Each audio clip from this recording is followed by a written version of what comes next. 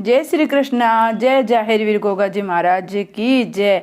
आज हम गोगा जी इतिहास का भादो मास में तीसरे दिन सुनेंगे। राजा कहते हैं मैं दूसरी शादी नहीं करूंगा। रानी बाछल उसे दूसरी शादी के लिए कह रही है। दूजी शादी ना करूं रानी मत मारो करतार। शादी दूजी रचा उतान पाद की दिए बालक धुरुए फटकार। दिए बालक धुरुए फटकार। दूजी रानी ने राव की गोदी में ने बैठने दीना। खाए माता के धक्के रानी जी धुरुए वन को चल दीना। सीख माता की ली मानो साधु का भेष बनाए नाय गबन बनो है कीना। नारद मुनि भेज दी है प्रभु ने चेला धुर बनाए। मुनि ने आत्म ज्ञान दिए प्रभु दर्शन की जुगत कुरी ध्रुवे ने। आंखें बंद कर जपा देना हरी रात ने। प्रभु आए दर्शन की ना वन में विपत कटे। रानी जी अगर ध्रुव वन में नहीं जाते तो कितने दुखी होते। सो चून की भी बुरी होती है। दूसरे ब्याह से कोई सुखी नहीं हुआ। मुझे ऐसे संतान सुख नहीं चाहिए। मेरा तो पक्का विचार साधु बनकर वन में भोजन करने का है। तुम्हारे शीश पर ताज धरने का है। मुझे पूरी आशा है बड़े से बड़ा और छोटे से छोटा जैसे निश्चल से प्रेम पूर्वक बर्ताव करोगी। तुम्हारी पीठ हल्की नहीं है। सिलाई के वास्ते मेरे बूढ़े पिताजी मेरा भाई नेवर सिंह व बहन छबीली है, पर अपनी बहन काछल से होशियारी रहना। कारण उसे मैंने परख के रखा है। वह तन की उजली है पर मन की बड़ी काली है। ये लो खजाने की चाबी अंगूठी और उठाओ ये इकरारनामा। इस पर पंचों के व मंत्री खजांची व फौजदारों के दस्तखत होने शेष है। सो अभी बुलाकर करवाई देता हूँ।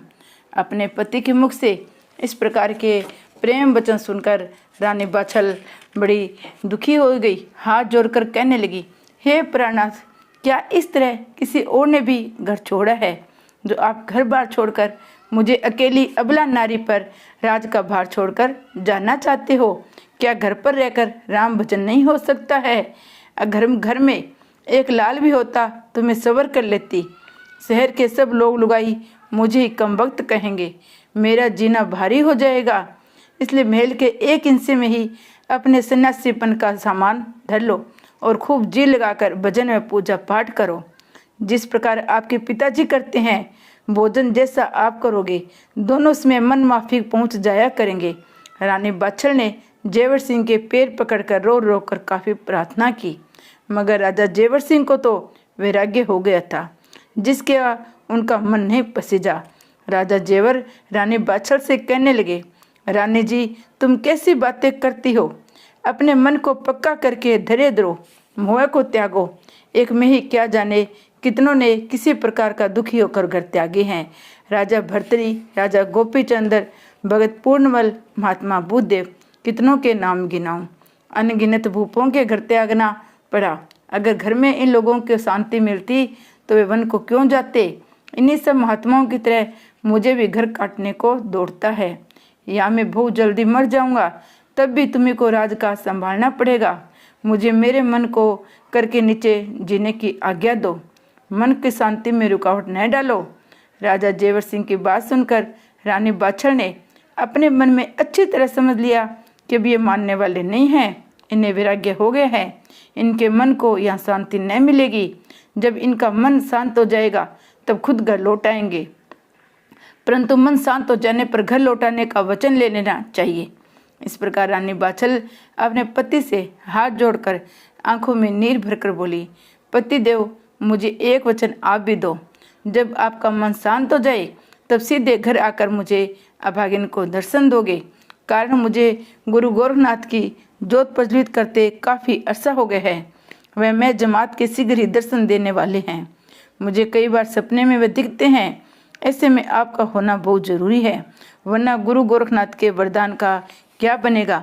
आशा है आप खूब समझ गए होंगे न? समझे हो तो फिर समझ लो। सत्यवान सावित्री की कथा कौन नहीं जानता। सती सावित्री ने अपने आखिरी वरदान में धर्मराज यानी यमराज से यही वरदान मांगा था, मेरे धर्म प्राण से मेरे 100 पुत्र हो। धर्मराज की मत काट गई। उन्होंने 100 पुत्रों का वरदान तथास्तु कहकर दे डाला और चलने लगे। सती सावित्री ने शेरनी की तरह गर्ज कर हाथ जोड़कर धर्मराज का रास्ता रोक लिया और तड़फ कर बोली, वाह रे वाह धर्मराज जी, क्या कहते तुम्हारे वरदान के। छोड़ो मेरे पति को, इनके बिना मेरे धर्मधारी 100 पुत्र कैसे होंगे। धर्मराज सती सावित्री से बड़े प्रश्न हुए। सत्यवान को जीवन देने के साथ साथ 400 साल की आयु भी दे दी। अब तो आपको कुछ समझना बाकी न रहा होगा। अब आप अपने जाने की तैयारी जब चाहे कर सकते हो। सज्जनों, रानी बाछल के वचन सुनकर राजा जेवर सिंह को बड़ी शांति मिली। थोड़ी देर के लिए तो उनकी वे इच्छा हुई घर पर रहे, अपना कामकाज देखे, मगर तीर हाथ से निकल चुका था। साथ ही साथ छत्री का वचन था, बड़े बुजुर्गों की इज्जत का सवाल था। फिर रानी बाछल की भी आज्ञा मिल चुकी थी, इसलिए वन जाने में ही अपनी भलाई समझी और वन जाने की तैयारी शुरू कर दी। बस्ती के सेठ, साहूकार और अपने दरबारियों, मंत्रियों तथा फौजदार वगैरह को बुलाकर राजमुकुट रानी बाछल के शीश पर धरा और वसीयतनामे पर जिम्मेदार लोगों के हस्ताक्षर करवाकर हुक्म दिया, आज से आप सब लोग रानी बाछल की आज्ञा का पालन करेंगे। आज से ये राज्य की मालिक है, इनके ही नाम की मोहर चलेगी, वह सिक्का ढलेगा। आज से मैं मालिक नहीं हूँ, ये अब मेरे राजकाज की हकदार है। इतना कहकर समस्त जनता को नमस्कार कर चिमटा झोली उठा 11वें वस्त्र धारण कर राजा जेवर सिंह शिव शिव रटते नगरी से बाहर हो गए। चलते चलते रानी बाछल ने अपने पति को हाथ जोड़कर पैर छूकर कहा, बिछुरन भारी दुख भयो, सुखी न रहे मन मोर, सिंगरपति दर्शन दियो, चंद्र बिन दुखी चकोर। सज्जनों, रानी बाछल व शहर की जनता व सब दरबारी लोगों को रोता बिलखता छोड़कर राजा जेवर सिंह वन को सिधारे। पीछे पीछे नगर की सारी जनता चल दी, जिन्हें राजा ने बड़ी मुश्किल से हाथ जोड़कर लौटाया। सारी प्रजा आंखों में आंसू पूंछती हुई अपने अपने घरों को वापिस आई। अब आप पाठक लोग रानी बाछल की भी सुध सुन लो। वह बेचारी कर्मों की मारी अपने पति के जाने का दुख न झेल सकी और मूर्छित होकर चारों खाने चित धरती पर गिर पड़ी। महल की सारी दास दासियां दौड़ पड़ी, ये कहते हुए कि रानी जी को क्या हुआ, रानी जी को क्या हुआ। रानी जी तो बेहोश हो गई। दौड़कर कोई लखलखा लाई, कोई हिना हितर, बांति बांति के उपचार करने पर रानी बाछल ने आंखें खोल दी। फिर हिम्मत बांधकर कामकाज में लग गई। दिन में कामकाज करती, रात को रोया करती थी, परंतु गोरखनाथ की जोत दोनों समय याद के साथ प्रज्वलित करती थी। पाठकों, अब हमें गुरु गोरखनाथ की जमात की स्तुति लेना चाहिए। भक्तों, गुरु गोरखनाथ की देखते हैं, जिसे गौड़ बंगले से चले काफ़ी अरसा हो गया, वह अब तक ददरेवा नगर के क्यों नहीं आए। मित्रों, सो की बात यह है कि साधु सन्यासी मन के मौजी तो होते हैं, जो जगह जगह ठहरते, हरि गुण गाते, भक्तों के दुख दूर करते करते नगर नगर, गांव गांव, बस्ती बस्ती घूमते हुए आ रहे थे। फिर गौड़ बंगला नजदीक नहीं था। उस जमाने में न रेल थी, न मोटर कार, हवाई जहाज का जिक्र ही क्या। इसके अलावा गुरु गोरखनाथ को अपनी भक्त रानी बाछल की परीक्षा भी करनी थी कि वह सुबह शाम मेरी जोत प्रज्वलित करती है या नहीं। भगवान भक्तों की परीक्षा इस प्रकार ही लिया करते हैं। भक्तों, राजा जेवर सिंह तपोवन में जाकर तप करने व राम नाम जपते हैं। रानी बाछल राजा जेवर सिंह गम में मन ही मन खूब रोती है, दरबार का भी काम संभालती है, घर का भी था, रोकर प्रभु से भी प्रार्थना करती है, हे भगवान, अब सहा नहीं जाता, या तो मेरे स्वामी को भेजो, वरना मुझे भी धरती से उठा लो। रानी बाछल की स्थिति पागलों जैसी हो गई थी। उनकी अकल ही काम नहीं देती थी, मुझे क्या करना है, क्या नहीं करना है। एक दिन सुबह होने से पहले ही अपनी नीली घोड़ी पर चढ़कर अकेली रोती हुई राजा जेवर सिंह की तलाश में वन में घुस गई। जब वह ढूंढते ढूंढते परेशान हो गई तो रो रो कर भगवान से अपनी मौत मांगने लगी। रोज की तरह कहने लगी, हे भगवान, मुझ पापिन को धरती से उठा लो, मैं बड़ी दुखी हूँ, या तो मुझ दुखिया के कष्ट रो, नहीं तो मैं अपना सर फोड़कर जान दे दूंगी। विष्णु लोक में भगवान रानी बाछल को रोता देखकर बड़े बेचैन हुए। भला भगवान अपने भक्तों को कैसे दुखी देख सकते हैं। तुरंत नारद मुनि को बुलाकर आज्ञा दी, तुम तुरंत मृत्यु लोक में जाकर सीधे कजली वन पहुँचो। वहाँ गुरु गोरखनाथ जी 14 से चेलों की जमात ठहरी हुई है, जो भोग भांग घोट घोट कर पी रहे हैं, अपनी आज खंजरी बजा बजा कर कीर्तन कर रहे हैं। आप गुरु गोरखनाथ से कहना, जल्द से जल्द ददरेवा नगर पहुँचो, वरना रानी बाछल को जिंदा न पाओगी। उसका पति राजा जेवर सिंह भी साधु बनकर घर छोड़कर चला गया है। कहना अगर देरी करोगे तो रानी बाछल की हत्या का बड़ा भारी पाप हम सबको लगेगा। उसकी हत्या अकाल मृत्यु मानी जाएगी। वह क्षत्रिय वंश की वीर रानी है, न मालूम कब अपने जान पर खेल जाएगी। भगवान विष्णु की आज्ञा सिरोधार्य कर मुनि नारद जी वीणा बजाते हुए हरि गुण गाते हुए विष्णु लोक से चलकर चंद मिनटों में ही कजली वन में जा पहुंचे। गुरु गोरखनाथ के मस्तक नवाकर प्रणाम किया। गुरु गोरखनाथ जी नारद मुनि की कजली वन में अपने सामने खड़ा देखकर उनके आने का कारण योग द्वारा तुरंत जान गए। फिर भी हंसकर नारद मुनि से कहा, ऋषिराज कैसे तकलीफ की, दास की क्या आज्ञा है। मैं आपके दर्शन करने के निहाल हो गया हूँ, आप इसमें कहाँ से पधारे हैं। योगीराज गुरु गोरखनाथ के वचन सुनकर देव ऋषि नारद जी कहने लगे, हे योगीराज जी, आपसे क्या छिपा है, परंतु आप पूछ रहे हैं तो मुझे बताना ही पड़ेगा। मैं विष्णु लोक से विष्णु भगवान का भेजा आ रहा हूँ। आपकी भगत दद्रेवा की रानी बाछल बड़ी दुखी है। आप तुरंत ही दद्रेवा पहुंचकर उसके दुख हरो। वह वीर छत्राणी है, ऐसा न हो ज़्यादा दुखी होकर अपने जान ही दे दे और हम सब पर रानी बाछल की अकाल मृत्यु का पाप चढ़े। उसका पति जेवर सिंह भी साधु बनकर वन को चला गया है, इसलिए वह बड़ी अधीर है, बहुत दुखी है। नारद मुनि की वाणी सुनकर सिद्ध गुरु गोरखनाथ ने अपने चेले ओगरनाथ को आज्ञा दी, झटपट डेरे तंबू गाड़ो, जमात को हुक्म दो कि दद्रेवा नगर को तुरंत कूच करना चाहिए। अपने गुरु का हुक्म सुनकर संत ओगरनाथ ने झटपट डेरे तंबू खाड़े, कंडी सोटे मंगवा चिमटे बगल में दबाए, बिगुल बजाकर आदेश दिया, अपना अपना सामान मंगवाकर नगाड़ा बजते ही कूच कर दो। चंद मिनटों में तैयारी होकर नगाड़ा बजते ही जमात चल पड़ी। योगेश्वर गुरु गोरखनाथ जी की माया से तुरंत ही दद्रेवा नगर पहुंचकर अपना बिगुल बजाया। रानी बाछल के सूखे हुए 9 लखे बाग में अपने डेरे तंबू खड़े कर दिए। एक एक संत ने एक एक पेड़ के नीचे अपना अपना आसन बिछाया, अपनी अपनी धुनी के आगे लकड़ सुलगा दिए। धुनियों का धुआं आसमान में छा गया।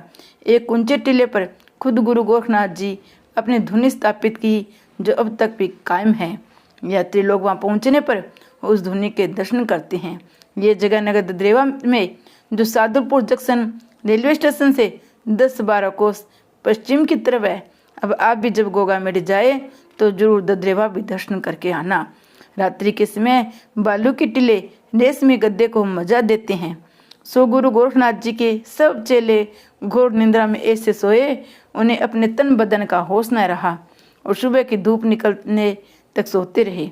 जब सूर्य भगवान अपनी तेजी से आकर अग्नि वर्षा करने लगे, तब चेले हड़बड़ाकर उठ बैठे। नित्य क्रम से निपटने के लिए पानी की जरूरत पड़ी तो कुएं की तरफ दौड़े, परंतु कुआं सूखा हुआ मिला, उसमें पानी एक बूंद भी न थी। पानी के लिए परेशान हो गई। तब गुरु गोरखनाथ जी के धुने के सामने पहुंचे और हाथ जोड़कर कतार बांधकर उनके सामने खड़े हो गए। गुरु गोरखनाथ जी ने जब अपने दुखी चेलों पर नजर घुमाई तो सबको उदास देखा।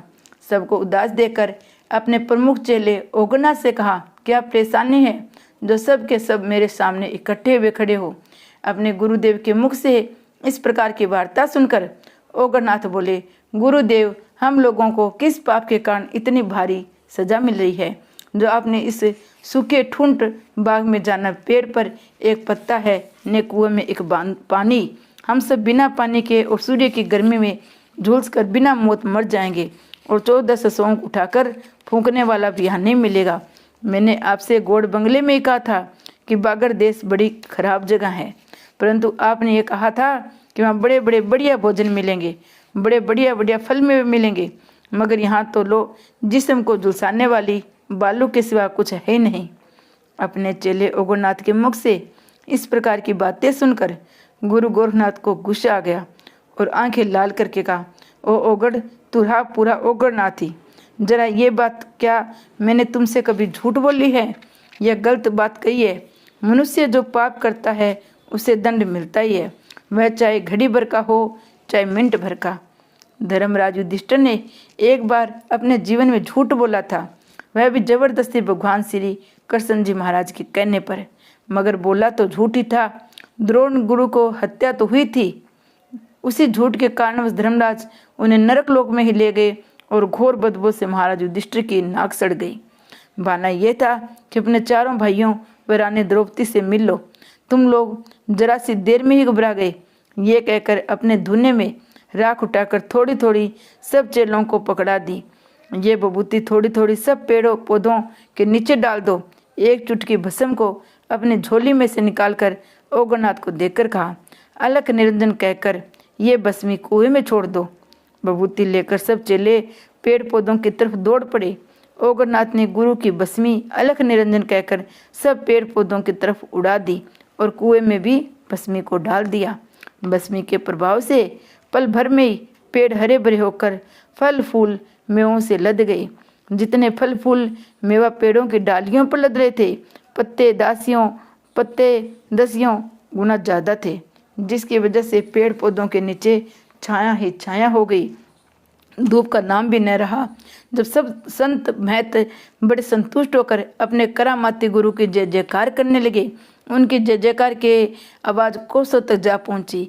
जब ओगरनाथ ने भस्मी की पुड़िया अपने गुरु का नाम लेकर कुएं में छोड़ी तो कुएं का मीठा व शीतल जल एकदम उफन कर ऊपर आ गया। जब जल तेजी से कुएं की मंड से निकलने लगा तब बाग में फैलने लगा तो ओगरनाथ घबरा गए। फिर उन्होंने आगा देखा न पीछा। अलख निरंजन कहकर कुएं को आज्ञा दी कि तुम्हें मेरे गुरु गोरखनाथ की आन है, अपने हद में रहो। ओगरनाथ की वाणी सुनकर कुएं का पानी ठहर गया। संत लोग झटपट नित्य क्रम से फारिग होकर अपने अपने धुने पर बैठकर अलख निरंजन का नाम लेकर भजन करने लगे। घंटे घड़ियाल बजा बजाकर आरती करने लगे। जय गुरु गोरखनाथ जी की जय।